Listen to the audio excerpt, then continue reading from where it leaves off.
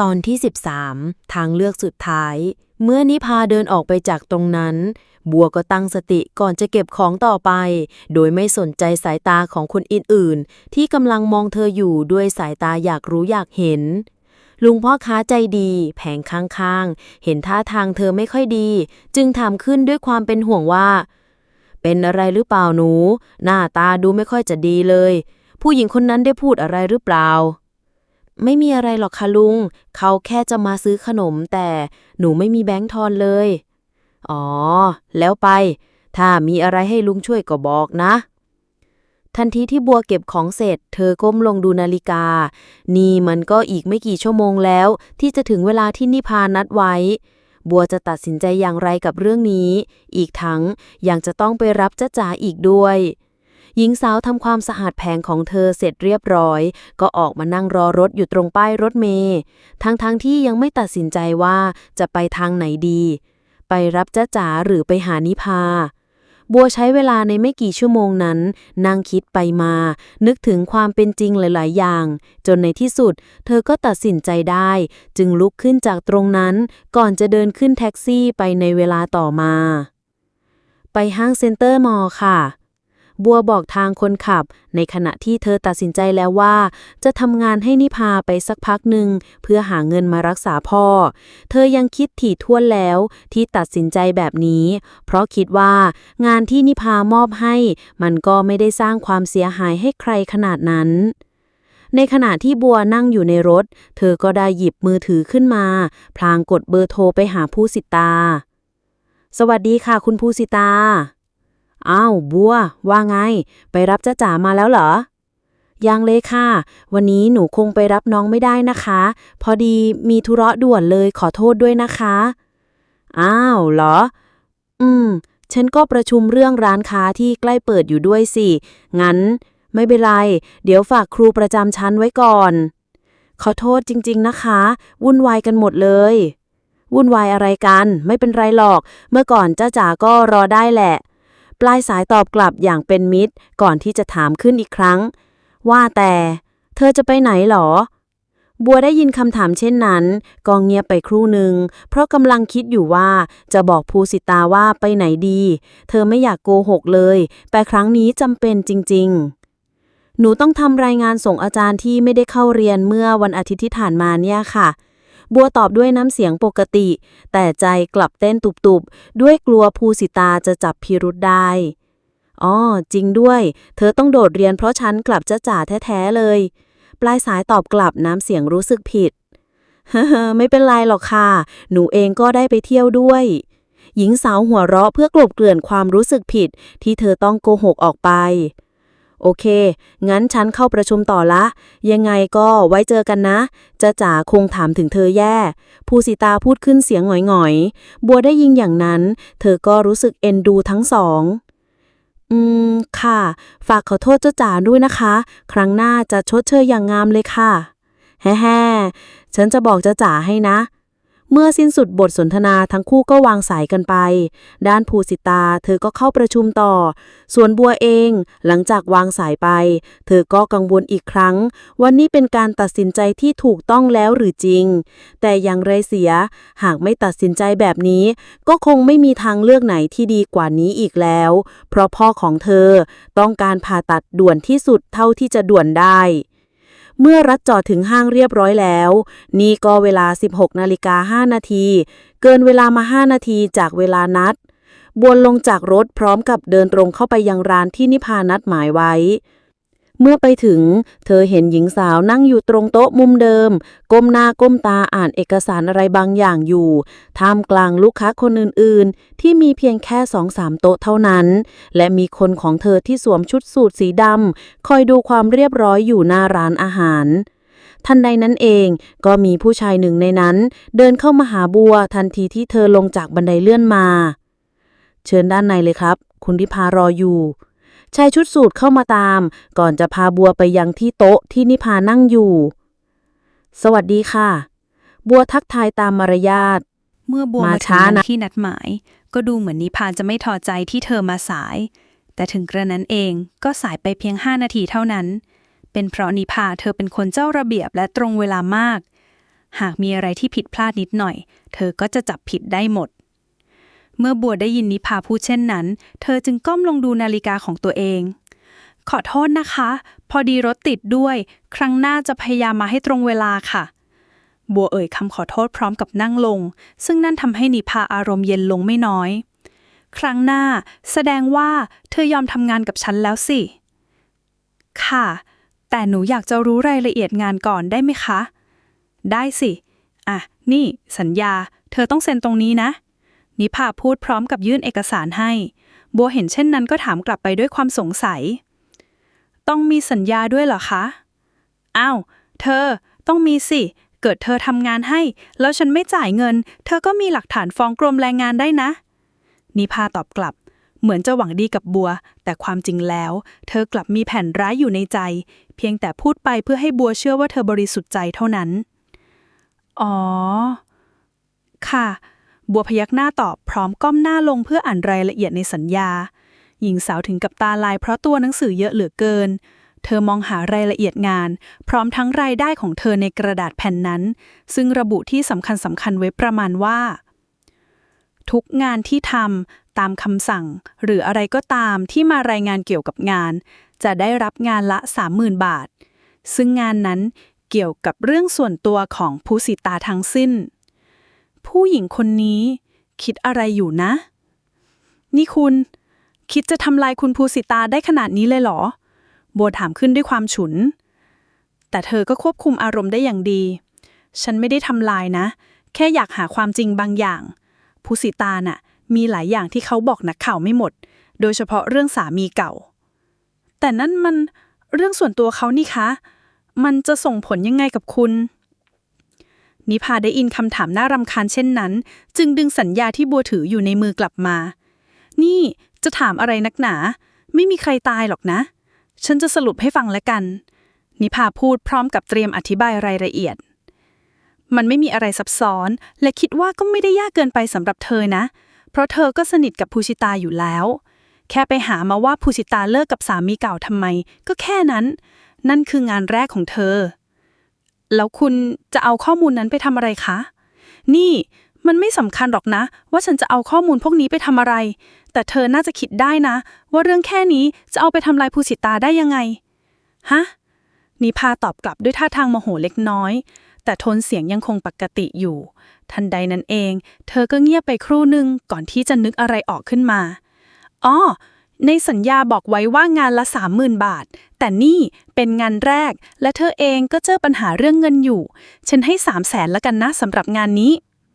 นิพาเจ้าเล่ห์เธอรู้ดีว่าบัวต้องการเงินจำนวนนี้อย่างเร่งด่วนจึงใช้วิธีนี้ต้อนให้บัวจนมุมอีกทั้งเพื่อให้บัวตายใจเธอจึงแสดงท่าทางที่เป็นผู้ใหญ่ใจดีออกมาให้เห็นเสียก่อนบัวได้ยินดังนั้นเธอถึงกับอ้าปากค้างด้วยความตกใจงานแค่นี้ได้เงินขนาดนี้เลยเหรอแต่เธอก็อดสงสัยไม่ได้ว่านิพาจะเอาข้อมูลพวกนี้ไปทำอะไรลงทุนไปตั้ง 300,000 เธอจะได้อะไรกลับมาบ้างณเวลานี้ความคิดในหัวของบัวตีกันไปหมดนี่เงียบไปแบบนี้คือนิพาทักขึ้นเมื่อเห็นอีกคนนิ่งไปจนเธอสะดุ้งด้วยความตกใจบัวเริ่มลังเลเล็กน้อยแต่นิพาก็ยังงัดไม้เด็ดออกมาอีกจนได้ถ้าเธอตอบตกลงฉันจะช่วยให้เธอได้เป็นร้านค้าหน้าสภาว่าไงแล้วหนูต้องทำงานให้คุณนานแค่ไหนคะแล้วแต่จะนานแค่ไหนก็ได้จะเลิกตอนไหนก็ได้นิพาพูดพร้อมกับเอนหลังไปยังพนักเก้าอี้พร้อมกับเอกสารที่อยู่ในมือบัวยังคงมีท่าทีลังเลเล็กน้อยก่อนจะตอบกลับว่าตกลงค่ะบัวตอบตกลงไปถึงแม้จะยังลังเลอยู่แต่อย่างไรนิพาก็รับปากขนาดนั้นว่าเรื่องนี้ไม่ได้ทำลายใครอีกอย่างบัวเองก็ทราบจากภูสิตามาแล้วว่าเธอเลิกกับวินด้วยเรื่องอะไรที่เหลือก็อยู่ที่บัวจะบอกนิพาเร็วหรือช้าแค่นั้นงั้นเซ็นซะนิพาพูดพร้อมกับยื่นเอกสารให้ก่อนที่บัวจะเซ็นลงไปในที่สุดเมื่อการเซ็นสัญญาผ่านไปได้ด้วยดีทั้งคู่ต่างก็แยกย้ายกันกลับบ้านบัวเดินออกจากห้างไปยังป้ายรถเมล์เพื่อขึ้นรถกับหอพักด้วยชุดนักศึกษาขณะที่ฝนกำลังตกโปรยๆเสียงแตรจากรถมากมายหลายคันทั้งแท็กซี่รถเมล์และรถมอเตอร์ไซค์ผู้คนตรงนั้นหนาแน่นจนไหลกระทบกันกับหลายๆคนที่เดินผ่าน กลิ่นหอมฟุ้งจากขนมรสเข็นในบริเวณนั้นแตะจมูก โดยเฉพาะขนมกล้วยทอด เจ้าเก่าเจ้าแก่ที่ใช้แป้งสูตรพิเศษทำให้ขนมที่ออกมาอร่อยและกรอบหวานมันไม่เหมือนใครโบขึ้นรถเมล์ไปด้วยผู้คนที่หนาแน่นเธอจึงต้องยืนแทนในระหว่างทางที่ฝนตกโปรยๆบวกกับรถติดทั้งกลิ่นเหงื่อและกลิ่นในหอมของผู้คนในรถต่างปะปนกันไปหญิงสาวก้มหน้าลงมองเท้าตัวเองพลางคิดทบทวนเองอีกครั้งว่าสิ่งที่เธอกำลังทำนั้นถูกต้องหรือไม่แต่ถึงอย่างไรเธอก็ยินยอมที่จะทำงานให้นิพาแล้วจึงเงยหน้าขึ้นอีกครั้งและรอเวลาที่จะถึงหอพักเมื่อถึงหอพักแล้วโบลงจากรถก่อนจะเดินต่อไปเพียงไม่กี่ก้าวเธอก็เห็นว่าภูสิตาในชุดลำลองธรรมดาพร้อมทั้งจ๊ะจ๋าในชุดนักเรียนในมือถือกระเป๋านักเรียนและเสื้อผ้าที่ใส่ถุงอยู่ด้วยทั้งคู่นั่นรออยู่ตรงไม้หินอ่อนซึ่งติดกับทางเข้าหอพักเกิดอะไรขึ้นบัวพึมพำในใจก่อนจะรีบเดินตรงไปยังทั้งคู่ทันทีอ้าวคุณเกิดอะไรขึ้นคะบัวเดินเข้าไปทักทายพร้อมคำถามพี่บัววือฮือเด็กน้อยหันมาเห็นบัวตามเสียงก่อนจะโผล่เข้ากอดด้วยความดีใจน้องจ๋าเกิดอะไรขึ้นคะทันใดนั้นภูสิตาก็ลุกขึ้นด้วยท่าทีที่อ่อนแรงคืนนี้เราขอนอนด้วยได้ไหมภูสิตาพูดขึ้นพร้อมทั้งลูบศีรษะลูกสาวเบาๆด้วยความเอ็นดูเกิดอะไรขึ้นคะย้อนไปเมื่อ2 ชั่วโมงที่ผ่านมาในขณะที่ภูสิตากำลังประชุมเรื่องการรองรับความปลอดภัยของทางสภาที่กำลังจะมีร้านค้าเริ่มเปิดขายในอีกไม่กี่วันท่ามกลางบรรยากาศที่ไม่เคร่งเครียดเท่าไหร่นักเพราะเป็นแค่การชี้แจงหน้าที่ของเจ้าหน้าที่เท่านั้นและขณะนั้นเองโทรศัพท์ของเธอก็ดังขึ้นซึ่งก็คือบัวเธอโทรหาภูสิตาเพื่อที่จะบอกว่าติดธุระด่วนจึงไปรับจ๊ะจ๋าให้ไม่ได้เมื่อคุยเสร็จภูสิตาก็วางสายไปเพื่อเข้าประชุมต่อแต่หลังจากวางสายบัวเพียงไม่กี่วินาทีอีกสายก็โทรเข้ามาภูสิตามองชื่อที่โชว์อยู่บนหน้าจอมือถือด้วยความตกใจวินหญิงสาวอุทานขึ้นก่อนจะกดรับสายโทรมาทำไมมีอะไรผมอยู่บ้านนะบ้านไหนก็บ้านเราไงคืนนี้ผมอยากนอนกับลูกปลายสายตอบอย่างกับนั่นเป็นเรื่องปกติน้ำเสียงของเขาเรียบเฉยนั่นทำให้ภูสิตาฉุดไม่เบาบ้านเรานี่จะบ้าเหรอบ้านนั่นมันบ้านฉันคุณไม่มีสิทธิ์อีกอย่างรีบออกไปจากบ้านฉันซะก่อนที่จะเรียกตำรวจฉันไม่อยากให้ลูกต้องมีพ่อเฮงซวยอย่างคุณหญิงสาวเจ้าอารมณ์ตอบกลับปลายสายด้วยน้ำเสียงโมโหก่อนจะวางสายไปและเข้ากลับไปประชุมต่อเมื่อประชุมกันเสร็จเรียบร้อยแล้วภูสิตาคิดว่าป่านนี้วินคงกลับไปแล้วเลยไม่มีอะไรต้องน่าเป็นห่วงเพราะนี่เวลาก็ผ่านไปสักพักหญิงสาวจึงขับรถมุ่งหน้าไปยังโรงเรียนเพื่อรับลูกสาวกลับบ้านทันทีจ๋าวันนี้แม่ขอโทษนะลูกที่มาช้าหญิงสาวเห็นลูกสาวกำลังเล่นมาโยกอยู่กับครูประจำชั้นเธอจึงรีบเดินเข้าไปหาด้วยสีหน้ารู้สึกผิดที่ปล่อยให้ลูกสาวรอนานไม่เป็นไรหรอกค่ะคุณแม่จ๊ะจ๋ากำลังสนุกเลยจ๊ะจ๋าหันมาตอบภูสิตาด้วยความอารมณ์ดี ช่วงนี้จ๊ะจ๋าเขาอารมณ์ดีมากเลยนะคะคุณแม่ครูประจำชั้นช่วยเสริมภูสิตาเห็นเช่นนั้นเธอก็โล่งใจคิดว่าจะปล่อยให้ลูกสาวรอจนเหงาไปเสียแล้วขอบคุณคุณครูนะคะที่ช่วยดูแลจ๊ะจ๋าให้ไม่เป็นไรเลยค่ะมันเป็นหน้าที่อยู่แล้วป่ะจ๊ะจ๋ากลับบ้านกันเถอะค่ะภูสิตายื่นมือรับลูกสาวที่กำลังลงจากมาโยกก่อนจะบอกลาครูประจำชั้นและกลับบ้านในเวลาต่อมาแต่เมื่อภูสิตากลับมาถึงบ้านกลับพบว่าประตูรั้วได้เปิดอยู่พร้อมทั้งรถของวินจอดขวางหน้าบ้านหญิงสาวจึงรีบลงจากรถก่อนที่จะเข้าไปดูข้างในหลังจากที่ให้ลูกสาวเข้าบ้านเป็นที่เรียบร้อยแล้วก็พบว่าเขานั่งรออยู่ตรงลานจอดรถนี่ยังไม่กลับไปอีกเหรอหน้าด้านหน้าทนจริงๆนะก็ผมบอกแล้วไงว่าผมคืนเนี้ยจะนอนกับลูกวินพูดพร้อมกับลุกขึ้นด้วยท่าทางเซคล้ายคนเมาหญิงสาวเห็นเช่นนั้นจึงเข้าไปดมกลิ่นเสื้อของเขาใกล้ๆกลิ่นเหล้าหึงขนาดนี้ยังอยากจะนอนกับลูกฉันอีกเหรอมันเรื่องของผมวินตอบกลับด้วยน้ำเสียงที่ฟังไม่ค่อยรู้เรื่องเท่าไหร่มือของเขาขับเสาไว้เพราะกลัวจะล้มได้งั้นเชิญคุณนอนบ้านนี้ไปคนเดียวเลยละกัน ผู้สิตาพูดจบเธอก็เข้าไปเก็บเสื้อผ้าในบ้านทั้งของเธอของจ๊ะจ๋าก่อนจะขับรถออกมาทันทีย้อนกลับมายังปัจจุบันบัวยังคงยืนฟังเรื่องราวที่ภูสิตาเล่าให้ฟังอย่างตั้งใจอีกทั้งยังเข้าใจเป็นอย่างดีถึงเหตุการณ์นั้นที่ทำให้เธอต้องหอบลูกสาวมายืนอยู่ตรงนี้ทันทีที่ภูสิตาเล่าจบบัวก็พยักหน้าอย่างเข้าใจก่อนที่จะพูดขึ้นว่าอ๋ออย่างนี้นี่เองว่าทำไมถึงกระทันหันจังฉันรบกวนเธอมากไปหรือเปล่าคือถ้าไม่สะดวกยังไงฉันกับจ๊ะจ๋าไปเปิดห้องนอนที่อื่นก็ได้ภูสิตาพูดขึ้นด้วยน้ำเสียงเกรงใจเจ้าของห้องที่ต้องมารบกวนเอาตอนนี้มันไม่รบกวนเลยค่ะแต่ห้องบัวไม่ได้กว้างคุณก็เคยเห็นอยู่ไม่รู้ว่าจะนอนได้กันหรือเปล่านะสิคะ โถแค่นี้เองฉันกับจ๊ะจ๋านอนได้นะใช่ไหมคะจ๊ะจ๋าภูสิตาตอบกลับในขณะที่เธอก้มลงถามลูกสาวที่กำลังยืนกอดเอวบัวอยู่อย่างนั้นใช่ค่ะจ๊ะจ๋านอนได้หมดแหละที่ไหนก็ได้ถ้าเป็นพี่บัวเด็กน้อยตอบเสียงใสพร้อมกับแหงนหน้าขึ้นมองบัวด้วยรอยยิ้มแสนน่ารัก น่ารักจริงๆเลยบัวหมั่นเคี้ยวไม่ได้ยินเช่นนั้นเธอจึงโน้มตัวลงหยิกแก้มเด็กน้อยเบาๆด้วยความเอ็นดูเห็นไหมล่ะเจ้าจ๋าชอบด้วยซ้ำไปภูสิตาพูดขึ้นในขณะที่ทั้งคู่หยอกล้อกันงั้นขึ้นไปข้างบนกันเถอะค่ะหนูช่วยถือนะคะพูดจบบัวก็ช่วยทั้งคู่ถือของที่มีอยู่ไม่มากนักก่อนจะเดินนำขึ้นไปบนหอพักของเธอเมื่อถึงห้องของบัวทั้งคู่ก็จัดแจงอาบน้ำเตรียมตัวนอนกันเรียบร้อยพร้อมกับลมแอร์ที่เย็นกำลังพอดีเด็กน้อยที่อยู่ในชุดนอนหมีภูสีชมพูหวานแหววเธอนอนคว่ำอยู่บนเตียงตรงหน้าเธอมีสมุดการบ้านเล่มหนึ่งพร้อมทั้งดินสอแท่งหนึ่งกำลังตั้งใจทำการบ้านอย่างขยันขันแข็งส่วนภูสิตาออกจากห้องน้ำมาในชุดนอนที่ถึงแม้จะไม่ได้แต่งหน้าก็ยังดูสง่าอีกทั้งมุมหนึ่งก็ดูสวยแบบธรรมชาติกลิ่นสบู่ที่ตัวเธอส่งกลิ่นหอมไปทั่วห้องราวกับอยู่ในดงซากุระซะอย่างนั้นเธอเดินมาทิ้งตัวลงใกล้ๆลูกสาวที่เตียงของบัวสัมผัสกับผ้าห่มนุ่มๆที่มีกลิ่นของน้ำยาปรับผ้านุ่มอยู่ในขณะที่เจ้าของเตียงก็อยู่ในชุดนอนรูปแบบเสื้อเชือกกระโปรงสีขาวเรียบกำลังมองปฏิกิริยาของคู่แม่ลูกอยู่ที่โต๊ะเคลื่อนแป้งด้วยรอยยิ้มนงบางอยู่ที่นี่รู้สึกสบายใจดีจังภูสิตาพูดขึ้นพร้อมถอนหายใจอย่างสบายใจทั้งที่นี่แคบกว่าห้องครัวที่บ้านคุณอีกนะคะบัวพูดขึ้นพร้อมกับเอามือป้องปากหัวเราะเบาๆสายตาเธอมองไปที่หญิงสาวที่กำลังนอนด้วยท่าทางสบายข้างกายลูกสาวอยู่อย่างนั้นทันใดนั้นเองภูสิตาได้ยินเช่นนั้นก็ค่อยๆลุกขึ้นมานั่งก็ใช่น่ะสิเพราะที่มันไม่ได้กว้างก็เลยรู้สึก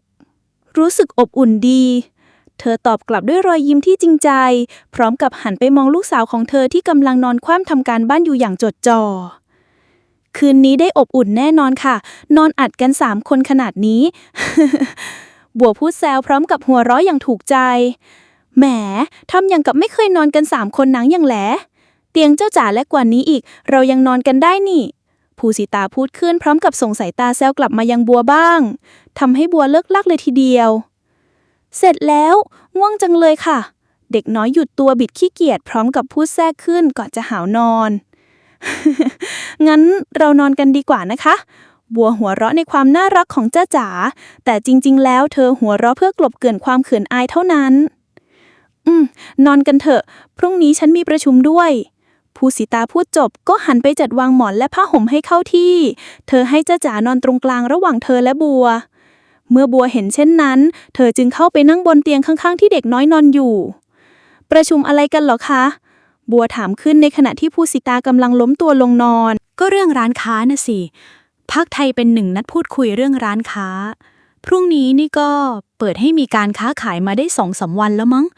ไม่รู้ว่ามีปัญหาอะไรอีกหรือเปล่าภูสิตาตอบกลับอ๋อเธอยังเสียใจอยู่หรือเปล่าภูสิตาฉุกคิดขึ้นได้ว่าบัวไม่ได้รับคัดเลือกไม่แล้วค่ะอีกคนรีบตอบก่อนที่จะเข้าใจผิดงั้นนอนกันเถอะฝากปิดไฟด้วยนะบัวภูสิตาพูดจบเธอก็หลับตาลงทันทีโดยที่ใบหน้าหันมาทางลูกสาวตัวน้อยพร้อมกับโอบกอดเธอด้วยความรักในขณะนั้นเองบัวก็ได้เดินไปปิดไฟก่อนที่จะมานอนลงใกล้ๆจ๊ะจ๋าทันทีพลางคิดเรื่อยเปื่อยในใจ คุณภูสิตายังไม่รู้สินะว่าคุณนิพาจะช่วยให้เราได้ขายของหน้าสภาด้วยว่าแต่เขาจะช่วยยังไงนะร้านค้าก็ได้ครบหมดแล้ว จะบอกคุณภูสิตายังไงดีถ้าถึงเวลานั้นหญิงสาวนอนคิดเอามือก่ายหน้าผากด้วยความกังวลว่าวันพรุ่งนี้เรื่องที่ประชุมกันจะเป็นเรื่องอะไรกันแน่จะเกี่ยวกับร้านของเธอหรือไม่แล้วเธอจะบอกภูสิตาอย่างไรดีหากนิพาช่วยให้เธอได้ขายของหน้าสภาได้จริงๆหรือจะปล่อยให้มันเป็นไปอย่างนั้นแล้วเงียบไปเช้าวันรุ่งขึ้นสองแม่ลูกตื่นขึ้นมาในตอนเช้าตรู่พร้อมทั้งบอกลาบัวก่อนที่จะกลับบ้านไปอาบน้ำเตรียมตัวส่งจ้าจ๋าไปโรงเรียนและเข้าประชุมต่อเมื่อกลับถึงบ้านภูสิตาก็พบว่าวินได้กลับไปแล้วจึงไม่มีอะไรกวนใจเธอได้อีกเมื่อภูสิตาเคลียร์ทุกอย่างในบ้านเสร็จเรียบร้อยเธอก็ไปตามลูกสาวที่ห้องทันทีเพื่อดูว่าเธอแต่งตัวเสร็จหรือยังแต่เมื่อภูสิตาอยู่หน้าห้องเธอก็เปิดประตูออกมาพอดีอ้าวเสร็จพอดีเลยปะไปกันเถอะจ้าจ๋าภูสิตาพูดด้วยท่าทางตกใจพร้อมกับจูงในเด็กน้อยไปที่รถทันทีในขณะที่นั่งอยู่บนรถแอร์เย็นฉ่ำบวกกับอากาศตอนเช้าตรู่ที่ทำให้ยิ่งหนาวกันไปใหญ่หญิงสาวผู้เป็นแม่ขับรถบนท้องถนนซึ่งปกคลุมไปด้วยหมอกหนาแทบจะมองไม่เห็นอะไรเลยด้วยซ้ำจนกระทั่งถึงแยกหนึ่งเธอหยุดจอดรถตรงไฟจราจรก็พบว่าบนท้องถนนมีรถอยู่เพียง 3-4 คันเท่านั้นออกมาเวลานี้ก็ดีเหมือนกันแฮะภูสิตาพึมพำในใจทำไมวันนี้ออกมาเช้าจังล่ะคะคุณแม่จ้าจ๋ายังง่วงอยู่เลยเด็กน้อยพูดขึ้นในขณะที่ยังหลับตาคล้ายละเมอแต่จริงๆคือเธอตื่นแล้วเพียงแค่ยังง่วงอยู่เท่านั้นก็วันนี้แม่มีประชุมไงคะกว่าจะถึงโรงเรียนกว่าจะถึงสภาก็คงทันเวลาค่ะคุณแม่จ้าจ๋าตอบพร้อมกับหลับไปในรถพลางๆเวลาผ่านไป2 ชั่วโมงเมื่อภูสิตาส่งลูกสาวเสร็จเรียบร้อยก็รีบขับรถตรงไปยังสภาทันทีครั้นเมื่อไปถึงก็ได้เวลาที่จะต้องเข้าประชุมพอดีภูสิตาวนเวียนหาที่จอดรถแทบไม่ได้เนื่องจากวันนี้เป็นวันที่สมาชิกมากันเยอะเหลือเกินเธอจึงเลี้ยวไปหาที่จอดรถด้านหลังแทนอากาศในตอนนี้ต่างจากตอนเช้าที่เพิ่งออกจากบ้านมากนักที่ถึงแม้จะเป็นตอนสายๆแต่ก็ร้อนอบอ้าวเหลือเกินเมื่อหญิงสาวเดินเข้าไปในสภาในบรรยากาศที่ตึงเครียดไฟทุกดวงเปิดสว่างจ้าผู้คนเริ่มหนาแน่นมีที่ว่างเพียงไม่กี่ที่เท่านั้นซึ่งนั่นก็หมายความว่าเรื่องที่พรรคไทยเป็นหนึ่งกำลังจะชี้แจงน่าจะสำคัญพอสมควรขณะนั้นเองภูสิตาหันไปเจออาทิตย์ก็โบกมือมาจากไกลๆเธอจึงรีบเดินเข้าไปนั่งใกล้ๆเขาทันทีสวัสดีครับคุณภูสิตาไม่เจอกันนานเลยอาทิตย์ทักทายเมื่อภูสิตากำลังนั่งลงจริงด้วยนะคะพอดีฉันพาเจ้าจ๋าไปเที่ยวมาด้วยค่ะว้าวไปเที่ยวไหนกันครับไปทะเลกันค่ะจ้าจ๋าอยากชวนบัวไปทะเลด้วยเลยต้องไปสักหน่อยถือว่าได้พักผ่อนไปด้วยเลยค่ะอ๋อบัวไปด้วยนี่เองอาทิตย์พูดกับตัวเองเบาๆพร้อมกับยิ้มเจ้าเล่ห์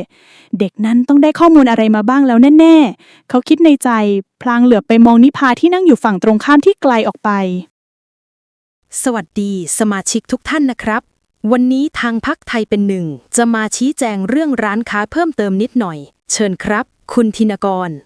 ท่านประธานกล่าวทักทายและเริ่มการประชุมทันทีกราบเรียนท่านประธานและสมาชิกที่เคารพทุกท่านครับวันนี้ผมจะมาแจ้งเรื่องการเพิ่มขึ้นของร้านค้านิดหน่อยในขณะที่ธินกรพูดอยู่นั้นภูสิตาก็สนใจกับหัวข้อในวันนี้เธอเงยหน้าขึ้นเพื่อตั้งใจฟังเพิ่มขึ้นหมายความว่าไงคะตอนนี้ร้านค้าก็โอเคทุกอย่างแล้วนี่ภูสิตาหันไปกระซิบกับอาทิตย์ด้วยความสงสัยเห็นวงในบอกมาว่าจะมีร้านเพิ่มมาอีกร้านหนึ่งนะครับอาทิตย์ตอบกลับก่อนจะหันไปตั้งใจฟังธินกรต่อพวกเราและสมาชิกทุกท่านได้ตกลงเห็นชอบกันดีแล้วครับว่าจะให้มีร้านค้าเพิ่มมาอีก1 ร้านซึ่งก็คือร้านขนมหวานของคุณดอกบัวธินกรพูดขึ้นท่ามกลางความเงียบของสมาชิกทุกท่านแต่ทว่ากลับมีภูสิตาเพียงคนเดียวที่ดูลุกลี้ลุกลนเธอยกมือขึ้นพร้อมกับเปิดไมค์ด้วยความอยากรู้เช่นเดียวกันกับสมาชิกท่านอื่นที่กำลังรอฟังขอประทานโทษนะคะก็ไหนตอนแรกทุกอย่างลงตัวดีไม่ใช่หรอคะทำไมมาเปลี่ยนกระทันกันแบบนี้อยู่ๆก็เพิ่มแบบนี้จะเตรียมตัวกันทันได้ยังไงกันคะในขณะที่ธินกรกำลังจะตอบนิพาก็ได้เปิดไมค์พูดแทรกขึ้นขออนุญาตตอบแทนนะคะท่านประธานที่เคารพคุณธินกรหัวหน้าพรรคไทยเป็นหนึ่ง นิพายืนขึ้นและมองไปยังธินกรเพื่อขออนุญาตพูดแทน จริงๆแล้วความคิดนี้ดิฉันเป็นคนต้นคิดเองค่ะ ที่จะให้มีร้านค้าเพิ่มเข้ามาอีก1 ร้าน เลยขออนุญาตตอบเองน่าจะเข้าใจกันง่ายกว่า นิพาพูดขึ้นท่ามกลางความเงียบธินกรพยักหน้าให้เพื่อเป็นการอนุญาตให้เธอพูดได้ ในขณะที่อีกฝั่งหนึ่งภูสิตาก็กำลังนั่งฟังด้วยสีหน้าขมวดคิ้วชวนสงสัย ขอค้านค่ะ